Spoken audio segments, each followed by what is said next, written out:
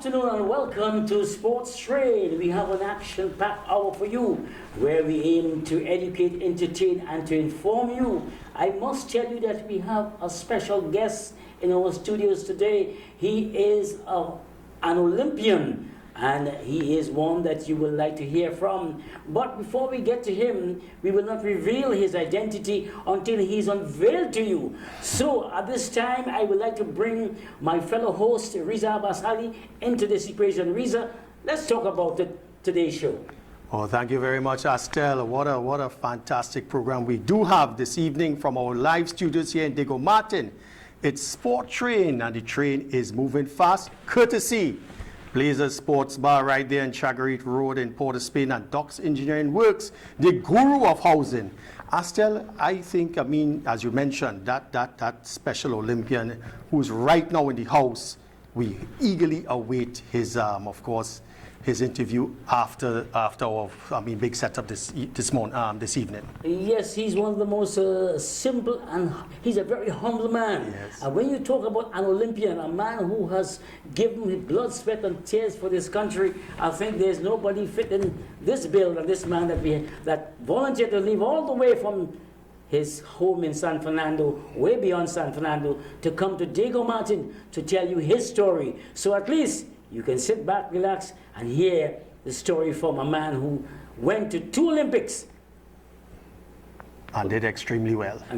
Well, let's start off our top of the show with the North-South Cricket Classic, Astel. Now, before we start this is, I thought this probably would have been a 20-over match, because the match, North-South Classic, which was played at Balmain, Vancouver, ended in 2.5 days. But let's give credit where credit due. This North-South Classic, the best of North against the best of South, a 4-day encounter sponsored by Soccer Kings to the tune of $100,000, and the North coach Riyad Emirates, Trinidad and Tobago player, and then the South coach Debidine Manik. But Astel, something probably went wrong here, because if it's a North-South Classic, we expect classic cricket, but this match ended with in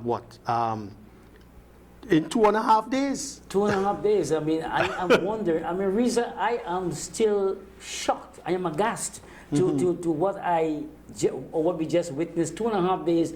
This is the cream of local cricket, the best on show, and it appears that the batsmen come back for maybe a half day. Something is wrong. And when you look at how the game unfolded, South batted first and they made 142.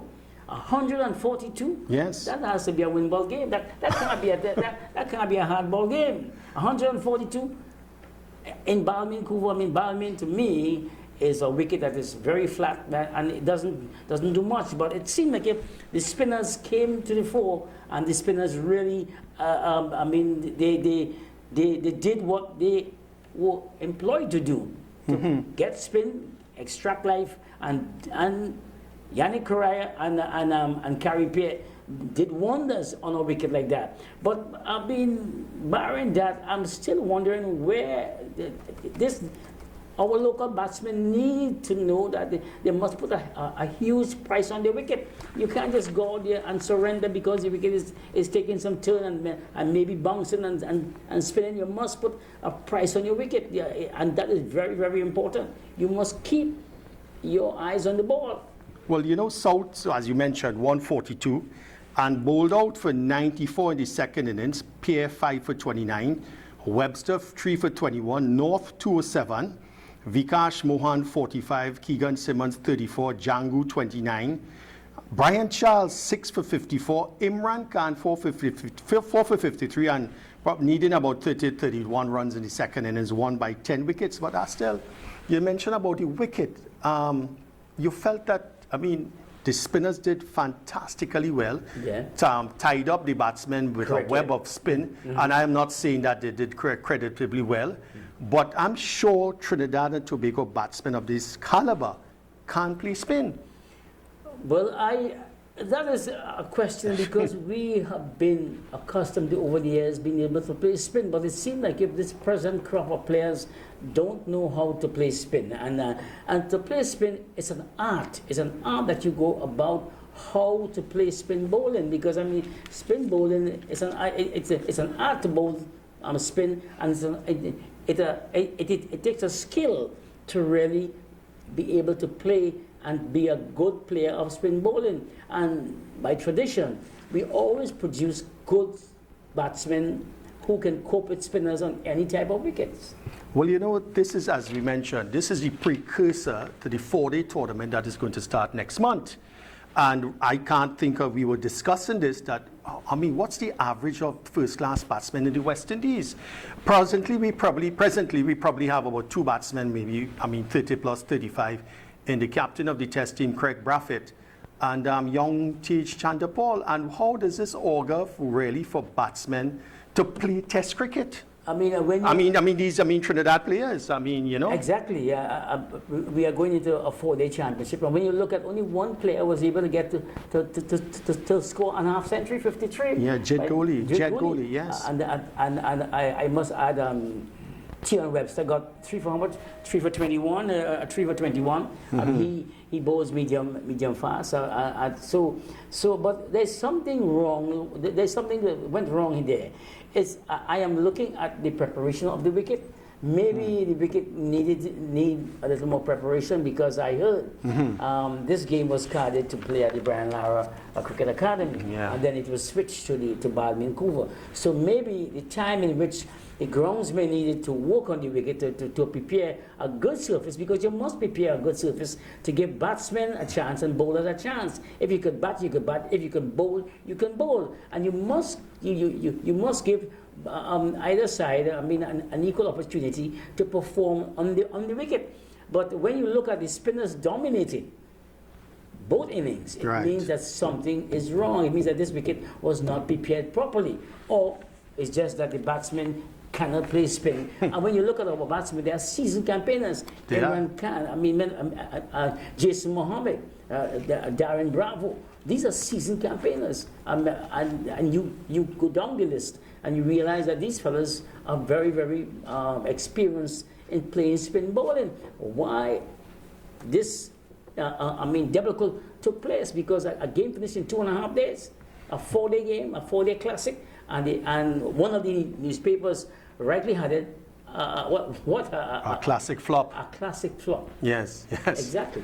All right. Well, we have an interesting here writing opinion from a guy called Astel Choi Aping, and he sent this letter to Wire 868, which is Lasana Lagberg stream. Mm-hmm.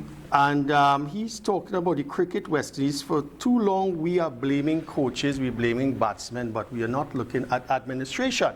Exactly. Correct? Yeah. Now, he is saying here, and I'm quoting here, ladies and gentlemen, for too long, cricket West Indies has been getting away with indirectly engaging in undermining and scapegoating coaches and captains in West Indies cricket with little or no consequences. He says, I find something is massively wrong with the system. The captain and coaches pay the price for all of the incompetence of the board. When I say boards, referring to TCCB, Guyana Cricket Board, Barbados Cricket Board, Leeward Islands Cricket Board, Jamaica Cricket Board, etc. So he goes down, but here's what's interesting. He says here,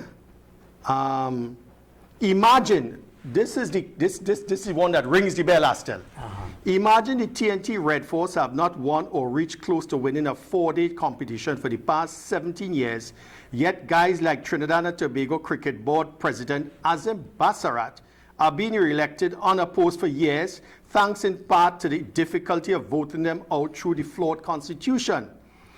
Is CWI President Ricky Skerritt's responsibility to develop cricketers in Trinidad, or is it Basarat's? So my take on this is that, I mean, he mentioned all the cricket boards, but he's pointing to Azim Basarat. Your take on this? Well, I think I want to stay clear of that, because I believe Mr. Apping, he is taking some personal shots at Azim Basarat. But he is correct in saying that the territorial boards are responsible for cricket development in the region. When, like I've said before, when players leave to go and represent the West Indies, they are coming from the respective territorial boards, and there is a need that they come well prepared when they reach whosoever is the coach. You cannot have players coming to play to represent the West Indies and they cannot play spin bowling, they cannot play fast bowling, they don't know how to compile their innings, they don't know anything about total cricket, but they are a West Indian player. And when you look at their average, some of them come in to play for the West Indies with an average of 23. I agree with that. You're supposed to have an average of 35 plus to get to the West Indies, and Mr. Apping is totally correct in saying that the cricket development lies squarely on the shoulders of the territorial boards, and if you are not producing players, then something is wrong. And if the present administrations of the respective territorial boards are not doing the job, then there need to be a rotation, there need to be a change. Well, before we take the first break, I just want to, just quote at the end here. He's ending, "Can Skerrit fire Bassarat? How then is Skerrit supposed to make Bassarat account for the lack of proper cricketers coming out of Trinidad? Bassarat seems impossible to get rid of due to the outgoing vote system." Now, I don't want to go into, of course, outgoing and incoming votes. Yeah. But I suppose, next time we should probably hear the opinion of Mr. Bassarat. Well, I think so. I think it is just fair game to have Mr. Bassarat clear the air on what he thinks, because there are people who are pointing fingers at him and saying how under his stewardship we haven't won a regional championship for the past 17 years. And that's a fact. Yeah, and I think Mr. Bassarat has to clear the air on this one when it comes to cricket administration, and he has been there for quite a long while. Quite a nice guy. Right. I mean, always available to talk, and I believe he will make himself available once again to clear the air or have his say on this matter. All right, so that's the scoop on the top with the North-South Classic and Mr. Choi Apping. I'm not too sure if he's from Trinidad or not, but he has his opinion. Yeah. All right, so let's take our first break, and when we come back, Rising Stars with Kale Dalla Costa. Stay tuned.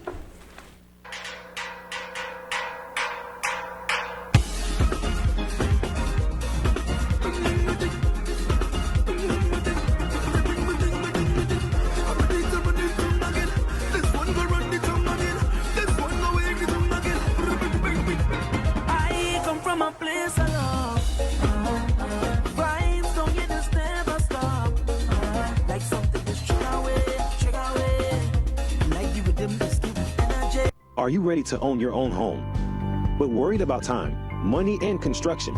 We handle it all. With Docs, you can sleep in your dream. Make a down payment of $100K or $150K, and we'll build a 2 or 3 bedroom home on your unused land. A home is an investment into your future, so let's help you invest wise, invest well. Payment plans available. We're only a call away. My name is Riza Abasali. My name is Astil Ren. This is Sports Train. Get on board. Join us every Sunday afternoon for a 1 hour long live program on ITV, your station for real sports. That's victory for the West Indies, and Sheldon Cottrell has done it. And we have some interesting features, such as Great moments in West Indian cricket, Rising Stars. Where are they now? Our former sporting icons. Sports Train on ITV. Don't miss it.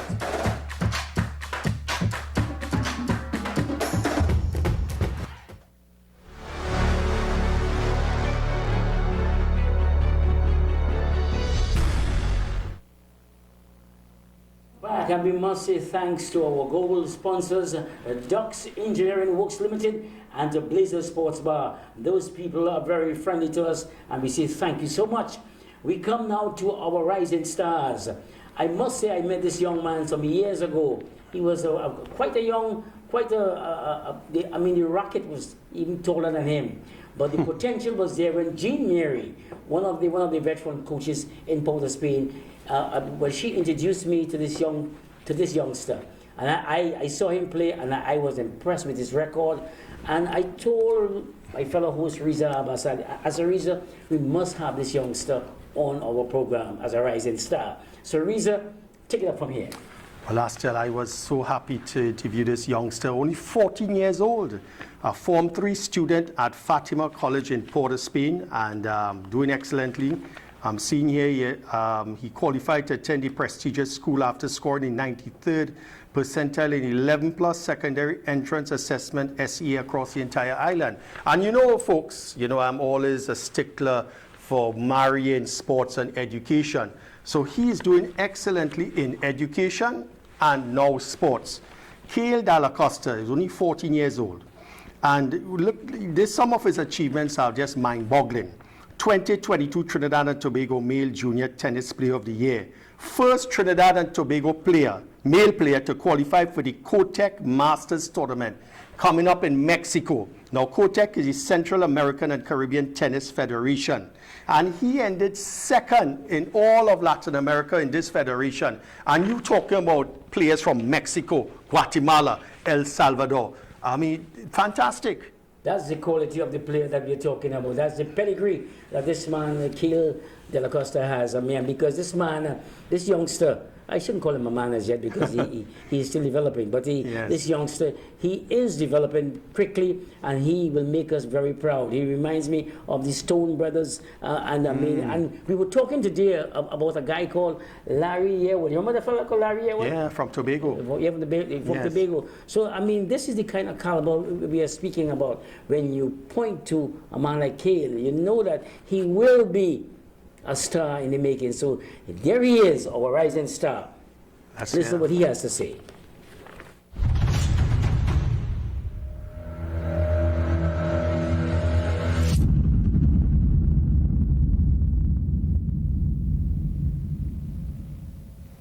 Okay, sports fans, we have Kale Dalla-Costa on the line. Welcome to Rising Stars, Kale. How are you? I'm good. Thank you for having me. All right, man. It's a pleasure. Let's start this interview at the top.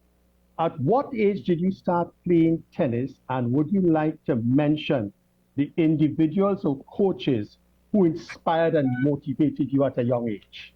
I started playing tennis when I was 5.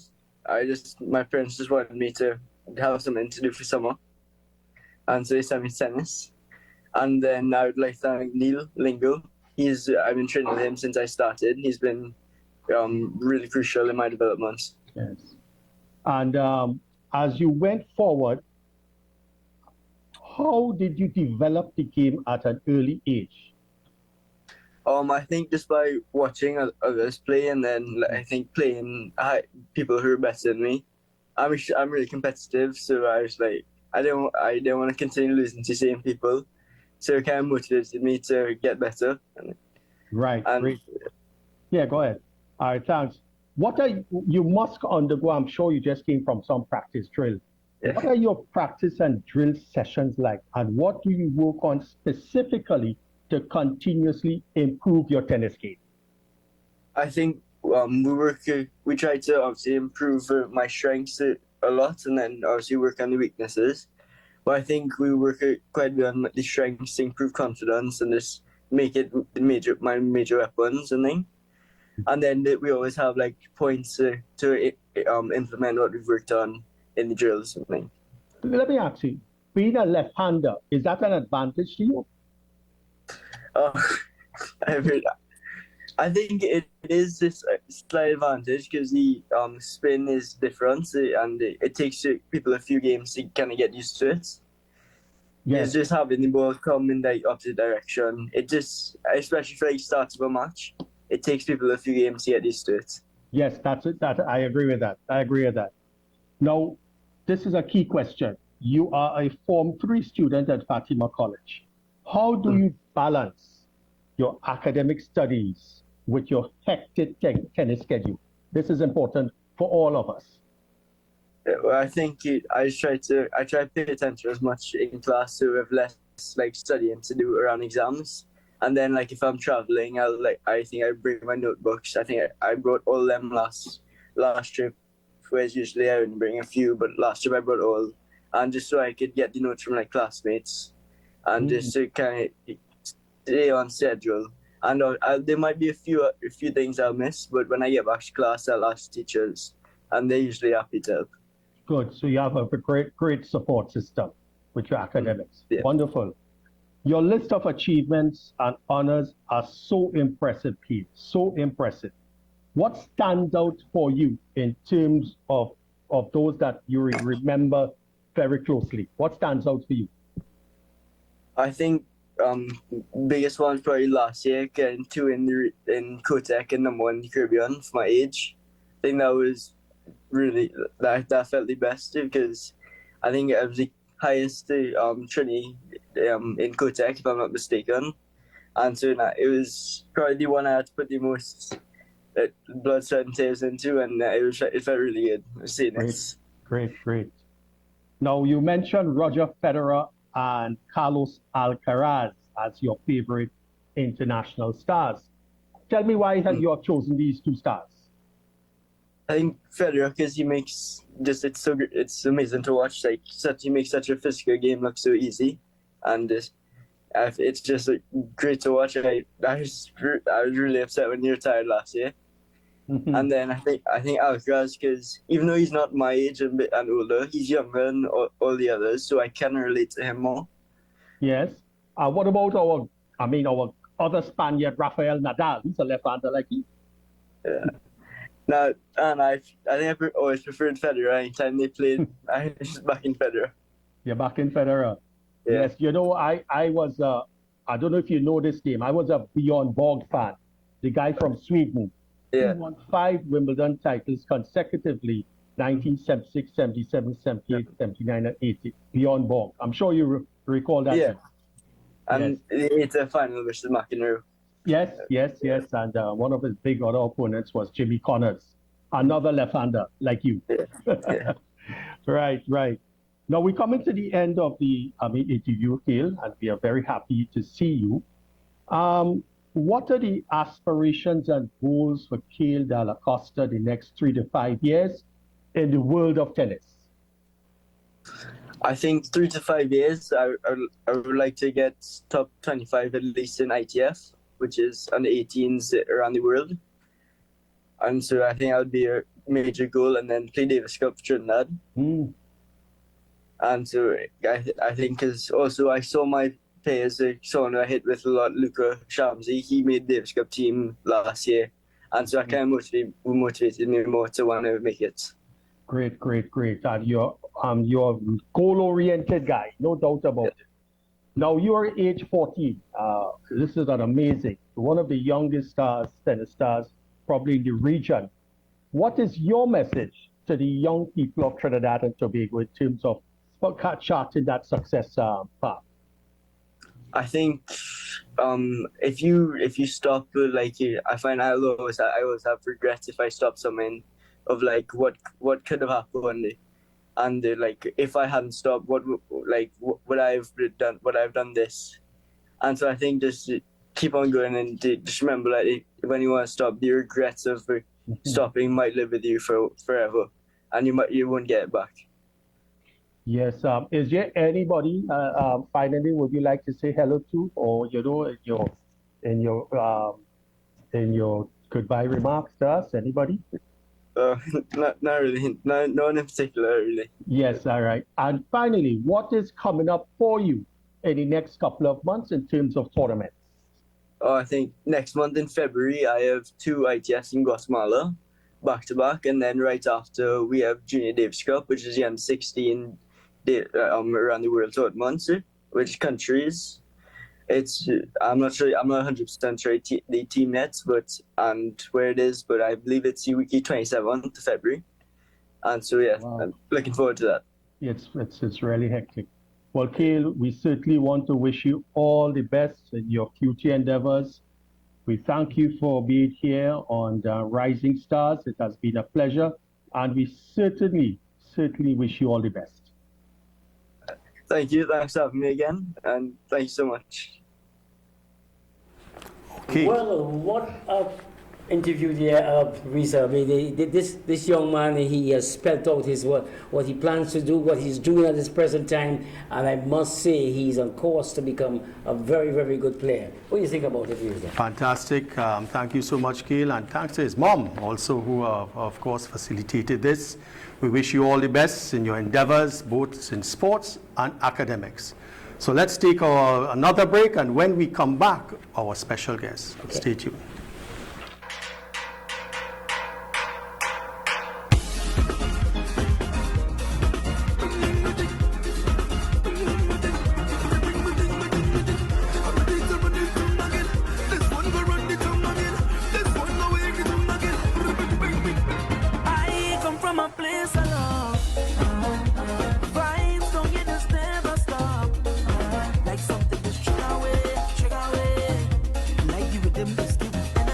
Are you ready to own your own home, but worried about time, money, and construction? We handle it all. With Docs, you can sleep in your dream. Make a down payment of $100K or $150K, and we'll build a 2 or 3 bedroom home on your unused land. A home is an investment into your future, so let's help you invest wise, invest well. Payment plans available. We're only a call away. My name is Riza Abasali. My name is Astil Ren. This is Sports Train. Get on board. Join us every Sunday afternoon for a 1 hour long live program on ITV, your station for real sports. That's victory for the West Indies, and Sheldon Cottrell has done it. And we have some interesting features, such as Great moments in West Indian cricket. Rising stars. Where Are They Now? Our former sporting icons. Sports Train on ITV. Don't miss it.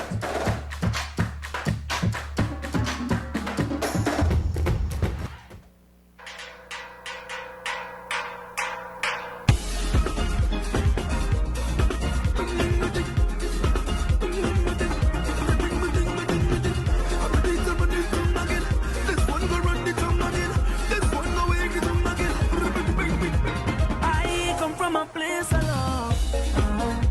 Vibes don't get us never stop. Like something just check away. Like you with them just keep energy. Are you ready to own your own home, but worried about time, money, and construction? We handle it all. With Docs, you can sleep in your dream. Make a down payment of $100K or $150K, and we'll build a 2 or 3 bedroom home on your unused land. A home is an investment into your future, so let's help you invest wise, invest well. Payment plans available. We're only a call away. My name is Riza Abasali. My name is Astil Ren. This is Sports Train. Get on board. Join us every Sunday afternoon for a 1 hour long live program on ITV, your station for real sports. That's victory for the West Indies, and Sheldon Cottrell has done it. And we have some interesting features, such as Great moments in West Indian cricket. Rising stars. Where Are They Now? Our former sporting icons. Sports Train on ITV. Don't miss it.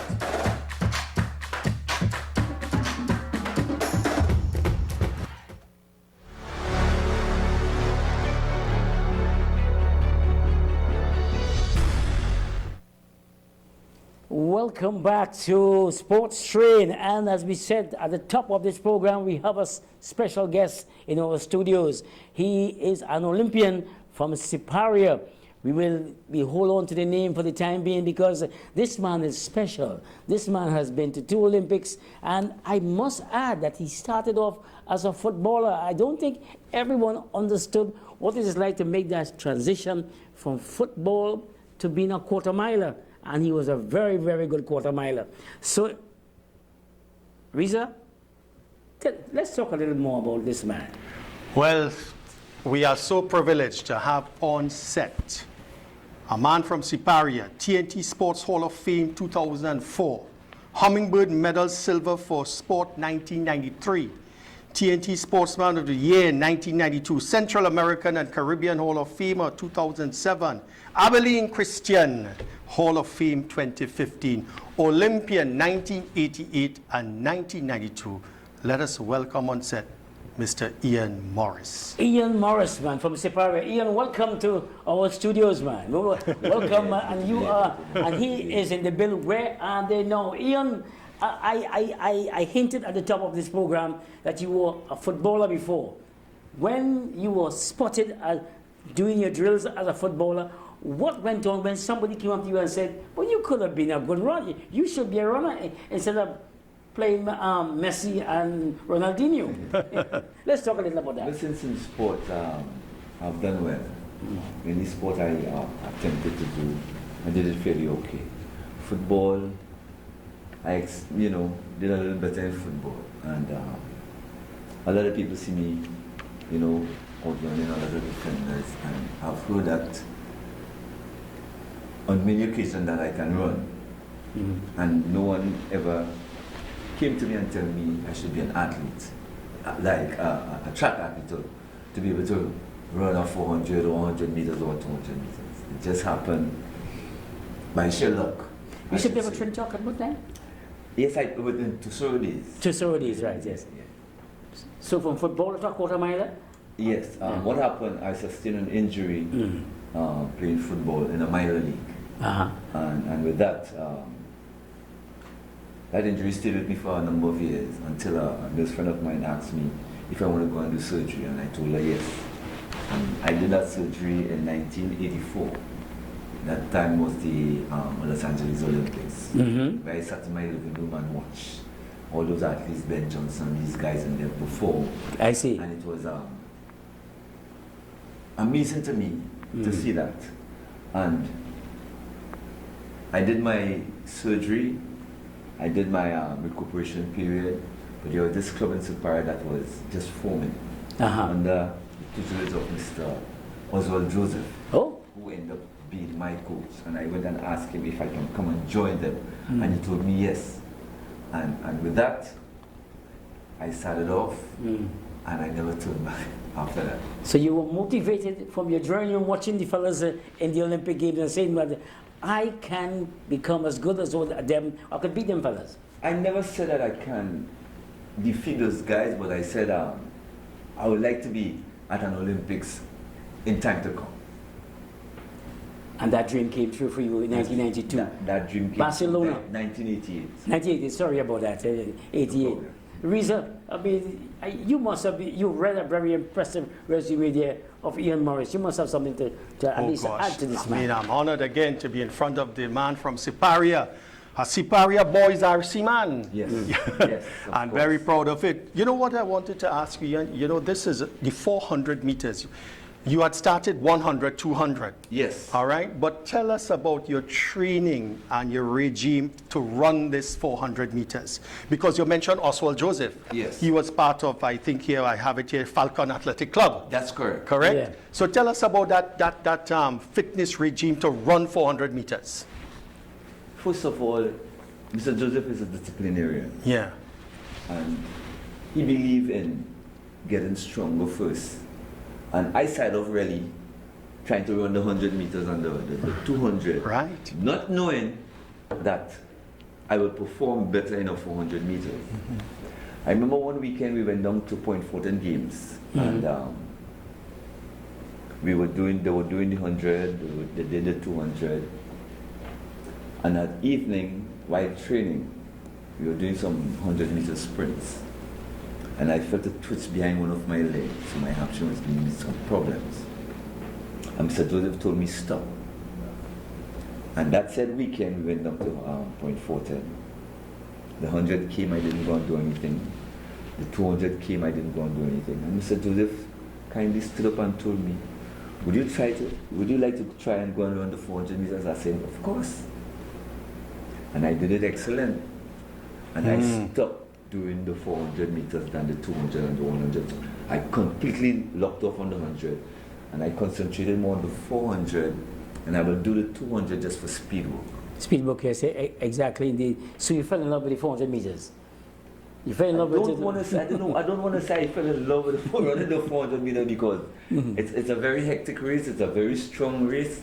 You have to have the mind and the willpower to really go and run a 400 meters, and it's a bit technical also. It is. But Mr. Joseph had me doing a lot of strength work, had me doing a lot of hill work.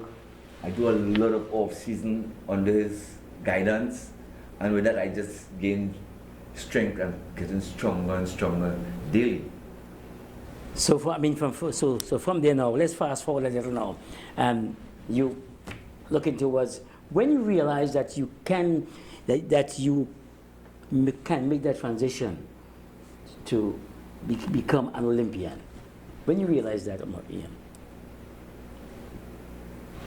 In 1988, no, even before 1988, while training under Mr. Joseph and getting the strength, I remember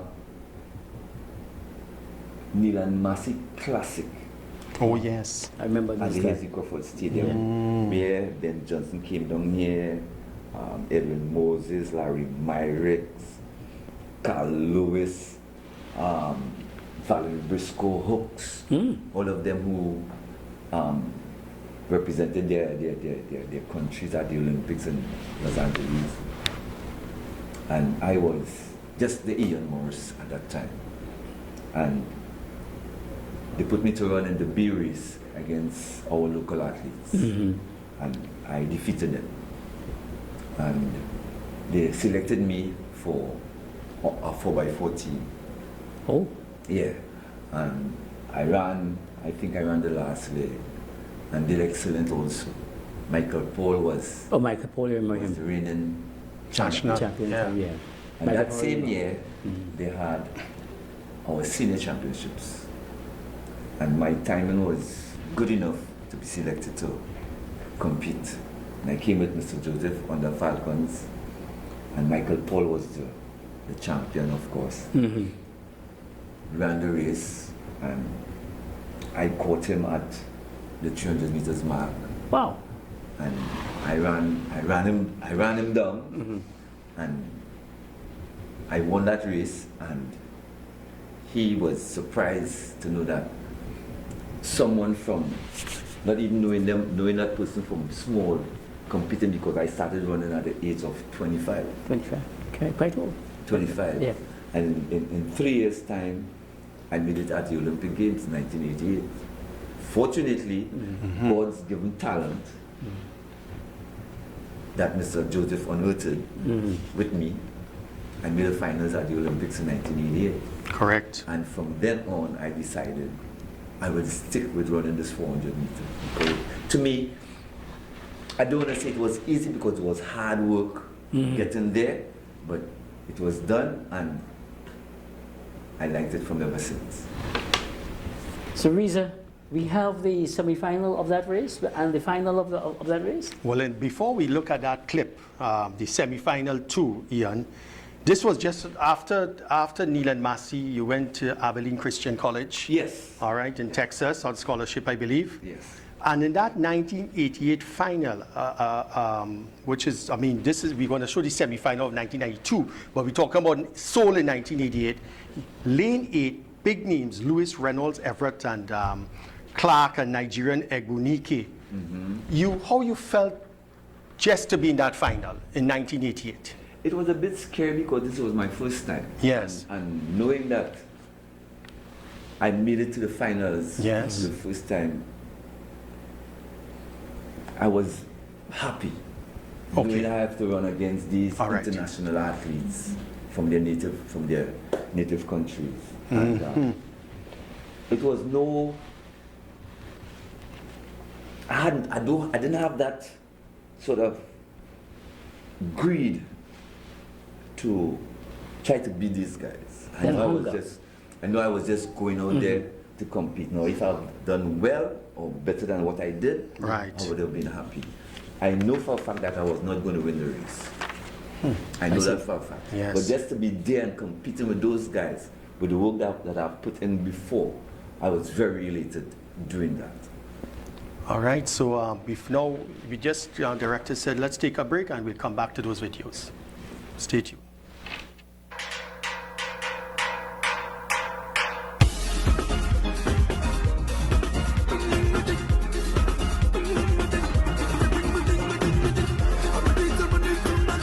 This one go run the tongue again.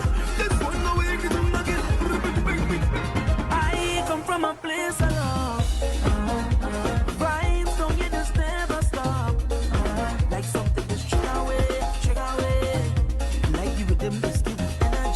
Are you ready to own your own home, but worried about time, money, and construction?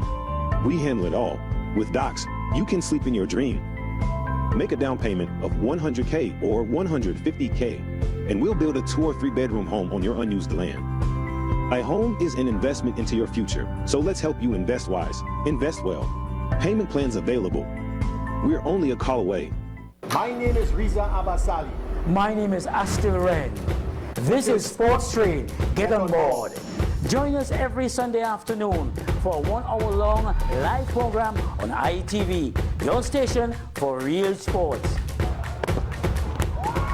That's victory for the West Indies, and Sheldon Cottrell has done it. And we have some interesting features, such as Great moments in West Indian cricket.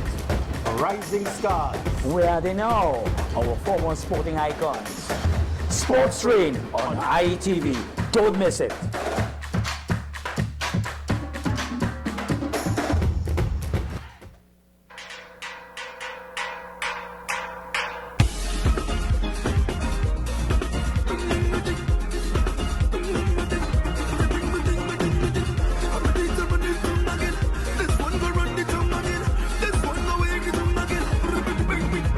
I come from a place I love. Vibes don't get us never stop. Like something that's trigger away. Like the rhythm that's giving energy. Are you ready to own your own home, but worried about time, money, and construction? We handle it all. With Docs, you can sleep in your dream. Make a down payment of $100K or $150K, and we'll build a 2 or 3 bedroom home on your unused land. A home is an investment into your future, so let's help you invest wise, invest well. Payment plans available. We're only a call away. My name is Riza Abasali. My name is Astil Ren. This is Sports Train. Get on board. Join us every Sunday afternoon for a 1 hour long live program on ITV, your station for real sports. That's victory for the West Indies, and Sheldon Cottrell has done it. And we have some interesting features, such as Great moments in West Indian cricket. Rising stars. Where Are They Now? Our former sporting icons. Sports Train on ITV. Don't miss it.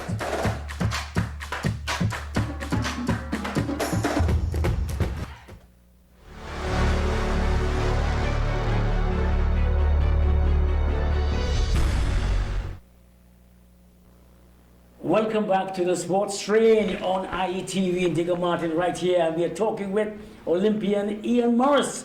Morris has a tremendous history and he's relating, and every time this man opens his mouth, there is history, there is action, there's excitement. And as we said before going to the break, we are going to show you the semi-final and the final of that historical run by Ian Morris. So let's go to the first semi-final one, and then we go to the final.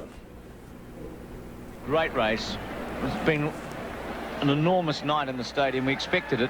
One of the best nights possible with the lineup. And big final still to come in the hurdles. 10,000 metres, the walk with Kerry Saxby, 800 metres for women. Discus going on at the moment with the triple jump. It's all happening. And there is such a buzz around the stadium. 65,000 people enjoying the sunshine. Watch for the Americans and the Brits here.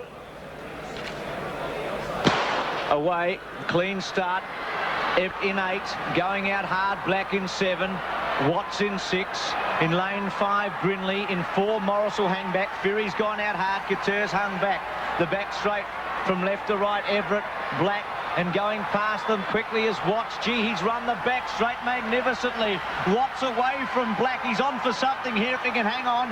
Everett struggling. Morris trying to come through with Couture. Watts has run a 300 like you rarely see. He's 6 metres in front of Black. Trying to come through Morris and Couture. Well, if Watts holds his form, wait for the clock. Black, Morris, Couture trying to get to him. Everett easing down. Watts is getting very tired. Watch for the time. 43.71. Second fastest ever. The second fastest ever. And Everett, who was the second fastest ever, is about to walk over the line now. That must have been the fastest 300 metres ever run in a 400. The only other time I could think of it was Egg Bernanke in Zurich when he set it up for Reynolds. So Ian, we just looked at that semi-final one before the great final. I mean, what emotions were you experiencing at this time, having relived that race once again? I wouldn't say it's a hurtful thing, but it was something that was very happy for me. I know my folks, my friends, my colleagues and them who I ran with were very elated to see me qualified to make the finals for the second time. And I performed well. I just say, I just performed well. Off camera, you mentioned to us that Redmond incident where there was so much emotion. You were there. Tell us a little about it.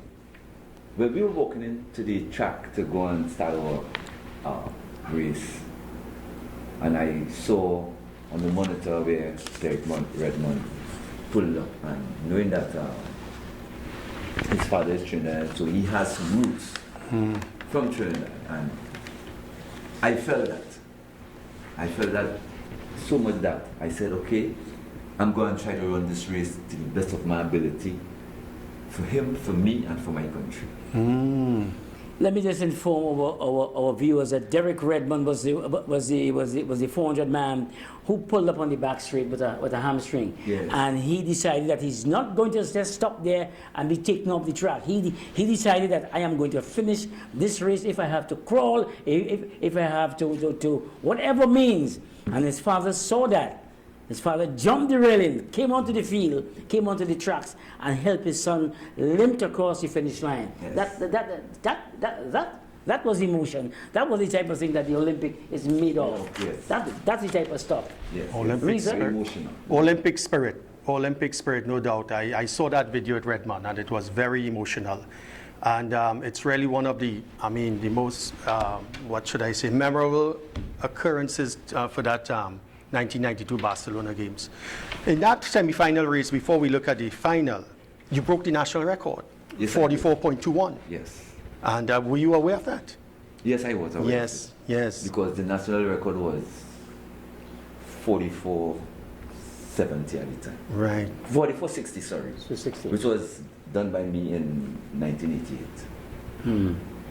Now, before we look at the final now, this is a question that I'm sure popping up in both our heads. Psychologically, your preparation for this final. I think you ran in lane, is it lane, I'd have it here somewhere, lane 6. Lane 6, yes. Was that the lane for you that you thought that before this final is one, were you satisfied with that? And two, your psychological and your mental preparation before this final? Well, my mental preparation for that final was heart-rending for me. Heart-rending? I remember, Yeah. I remember at the hotel where we were staying, young Ato bowling out to us at that time. Oh, yeah. And he failed to qualify in his first round. Oh. But anyway, while in my room at the hotel, let's say about 3 hours before that race, my heart went sky high. Oh my. My heart was just palpitating. Oh my. All I didn't say anything to anybody. I walked downstairs, I got a rag, Yes. I took some ice and put it into the rag. I didn't even know what I was doing. I just did something. Yeah, I see. Like nobody told me, no doctor, no physio, nobody said anything, Wow. I didn't know what I was doing. I just got up from the bed, put some ice in the rag, walked back upstairs, lie down on my back, and just take the rag and just put it on my chest. Not knowing what I was doing. I just, just not to know for like, I've done it before, or somebody done it before, and they told me what to do. I just did that, and my heart just went back down, cool and calm. Thanking first to leave, to get the bus to go down to the stadium to run the finals, and that's it. Heart palpitating. Yes. Exactly. All of that are part of the excitement and the drama before the grand final, before the big race, the big one. So at least at this time, let's go to the final now. And Morris, I hope that the heart isn't palpitating at this time, but let's go to the final race. 1992, Barcelona, 400 meters.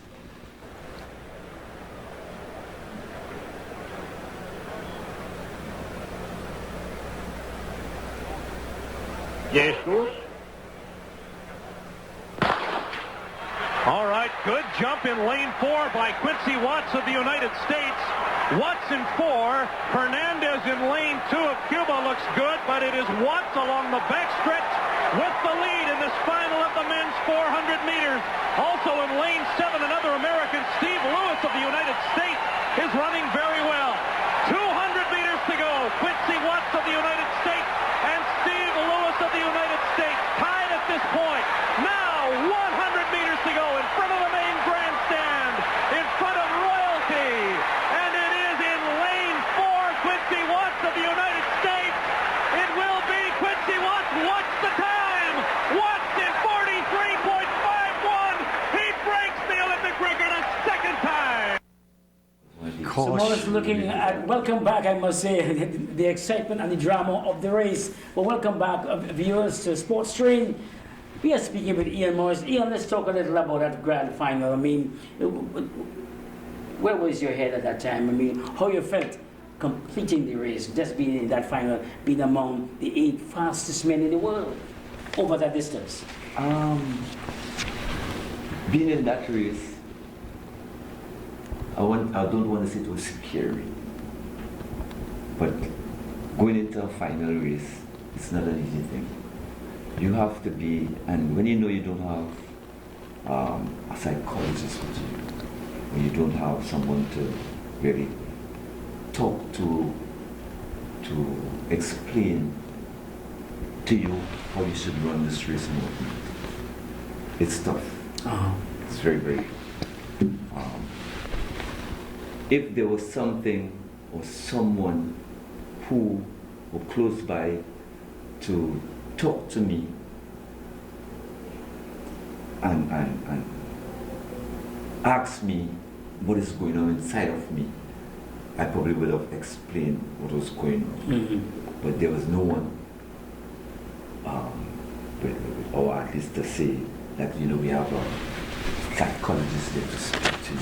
I see. We had to make phone calls from our hotel room straight to way back in Trinidad, which I think is not the right thing to do. Although after the race, a lot of people said that you should have called me and whatnot. Yes. Going through that on your own. After the fact. Yeah, exactly. Going through that on your own is very, very tough.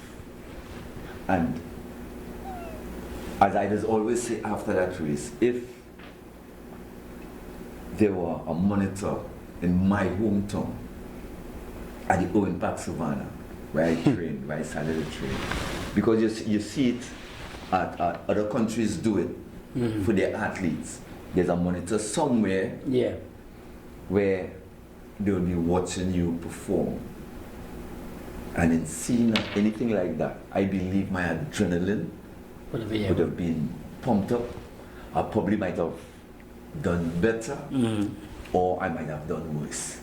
You lost the bronze, well, gosh, let me see, you came, I mean, just behind Kitur by 100 of a second. 100 of a second. Kitur 44.24, you 44.25, well, Watts 43.5 north, and Steve Lewis defending 44.21. The same time I ran at the semi-final. Yes. Exactly.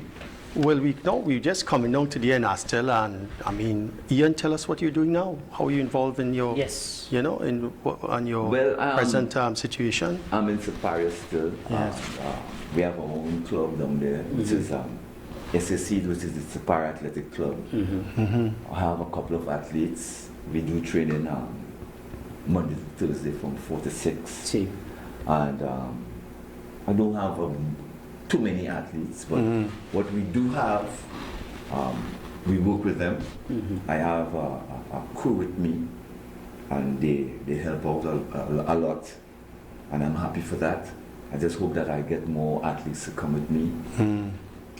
But in saying that, Owen Park was done over in 2015. And the track itself, the field that we train on, it's not very good. I see. We cannot do any speed work on it. There's a lot of nut grass. And I mean, I don't want to bash anybody, but doing a stadium in 2015 with what we got there, I don't like it. And I know there are a lot of people who will test with me with that. I'm hoping, because I mean, it's very discouraging. I see. To train on a field like that, to try to produce good athletes or better athletes. I see. And I believe if we get a better surface, I think I will be able to do, or we will be able to do wonders. Because I mean, Siparia and the environs, there are a lot of talent down there. And the younger ones need to come out and do something instead of staying home and doing nothing at all whatsoever. I see. So Maurice, you are, how old are you now? I'm 64. 64 and looking extremely good. Looking like thank you you, sir. just Thank get you into so your 40s and you can always face the tracks. I must say how good this man is. But I mean, as we coming down to the end of the program, Reza, I mean, Maurice is doing human service down in Siparia, and I believe somewhere along the line there's going to be more Maurices coming forward. I hope so. Yeah. I hope so. Oh, definitely. And Maurice, I mean, I looked at your profile. You have represented Trinidad and Tobago throughout the world: Germany, Canada, Japan, Hungary, Italy, USA, I mean, Central American, I mean, all over the Caribbean, yes. Pan American. Yes. We certainly are very happy to see you. We want to wish you all the very best. And your last message to the youth of the nation. Get yourself involved in some athletic ability. I don't care if it's karate, taekwondo, whatever it is. Get into something physical. Yeah, because this extra energy that they possess, it makes no sense lying on the block. Right. And doing nothing. Get yourself involved with some physical activity. And you never know. I never knew I would have made it to an Olympic Games. 2 Olympic Games. 2 Olympic Games. 2 Olympic Games. Right. They can do likewise and even better than I did. I see.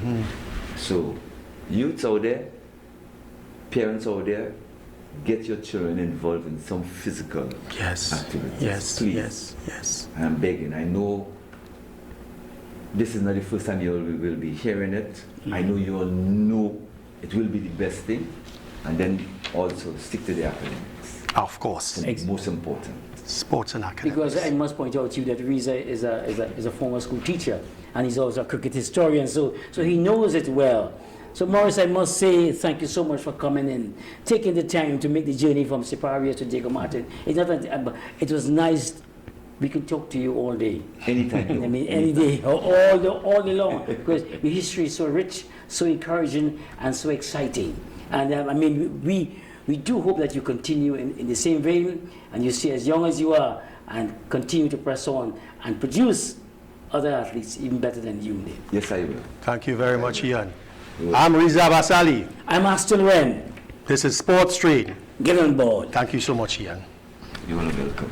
You are welcome. Anytime you want to do this, I am free. Yes, man.